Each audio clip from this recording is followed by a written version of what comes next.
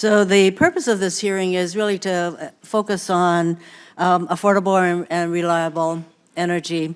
And in that, I do have a question for Mr. Bissell of KIUC. Solar energy costs have fallen by over 80% in the last decade. In 2020, the International Energy Agency described solar energy as, I quote, the cheapest electricity in history, end quote. That description does not even cover the public health benefits from reducing air pollution or reducing the costly impacts of climate change. At the same time, investing in the clean energy transition does have upfront costs. So what would you say to members who are worried that their energy bills could go up as we invest in new clean sources of energy, probably in the short term? And the second question I have for you, how did KIUC deal with the reliability of reliance on intermittent power? Thank you, Senator. The cost of solar, particularly large-scale solar, throughout the country now is at or below any other cost of producing electricity. It's reached parity. Prices at large scale seem to be going steadily downward until the recent inflation pushing all the costs up. But we've seen on Kauai from the time we started, prices are about a third of what they were initially. And we've been able to really help stabilize our electric bills because of it. We've got about 45% of our island's energy is coming from solar, and we've also been able to do it reliably. We use a combination of, interestingly, our legacy fossil fuel units to support our grid, but also, more importantly, batteries. We've invested extensively in battery storage. We've been at the forefront of it, and the batteries have actually substantially increased our reliability of our grid. If we have one of our conventional units trip offline now, instead of potentially losing the entire island, oftentimes it happens and our members don't even know that it occurred because the batteries respond instantaneously. So it's a mix of taking advantage of the low cost of solar, but also a proper amount of batteries to provide firm and stable renewable energy.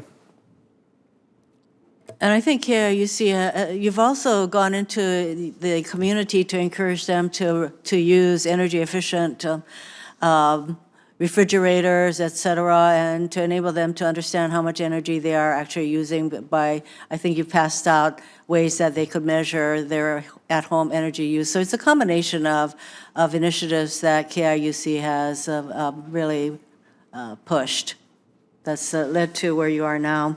For Mr. Larson, a study by the National Renewable Energy Laboratory found that drivers can save as much as $14,500 on fuel costs over 15 years by driving an electric vehicle instead of a gasoline fuel vehicle. But EVs currently tend to have a higher sticker price than gasoline models. Manufacturers like GM tell us that more affordable EV options are on their way. Do tax credits work to support the purchase of electric vehicles, and how can they help an average household? Thank you for the question. EV prices have, like a lot of other products, have been actually, going up for the most part due to inflation recently. But the cost savings from that National Renewable Energy Lab study are certainly probably amplified by also the recent gasoline price increases. So you're avoiding more costs. And just like I think what we should be expecting with electric vehicles is something very akin to what we've seen with solar technology, where as production ramps up, innovation continues apace, costs should come down for not just operating costs, but for sticker prices of these vehicles throughout the decade. Tax credits have been an important tool already in starting that electric vehicle transition.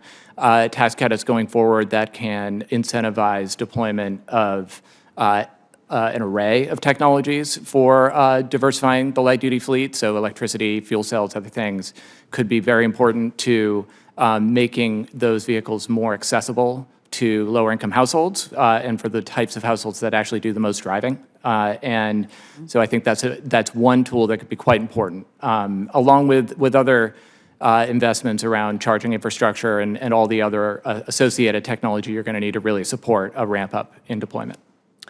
Before I turn to Senator Hoeven, I want to note that General Motors, Ford, Toyota, and Stellantis, which is the owner of Chrysler, are planning to invest $20 billion to manufacture electric vehicles and batteries in the United States.